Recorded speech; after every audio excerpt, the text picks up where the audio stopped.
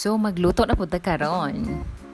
And at the moment I'm trying to prepare some spices. Sibuyas, ahos, luya. Okay. Paminaw mo ha mga guwaps, mga madamski, o mga kusinera sa kusina. So, hala paningkamot diha Judia. Paningkamot. Kay magsugod na ta og luto.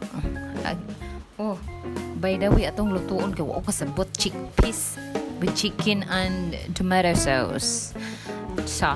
tomato sauce, I mean sauce or sauce, I don't know how to pronounce it right, but always to garbanzos I'm going to use ginger, some onions and garlic. So prito na ta guys, magprito. Gikalawang in town, kamo reg adjust ana ha. Kay gikalawang guys. Kapisig pangut. So, the chicken. Ingon siya nga gibutang na daw iya chicken. So, hala padayon si magibate. Ang tawa, nice kay. Hoy. Barato ra pinapret na ko nga chicken. 99 sa Robinson. Kay gagmay daw mo gibalig ang kilo. Brown na siya, pero luto na siya ha. Bahalag na siya mga kuan-kuan, mga ugat-ugat, o dira, mga duga-duga sa manok. Kasi automatic, no?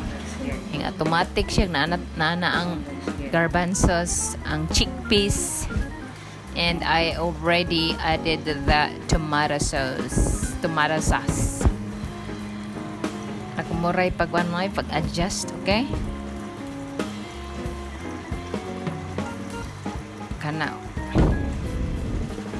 Walay kuan, walay patatas, walay carrots, o mga chichiburitsi kay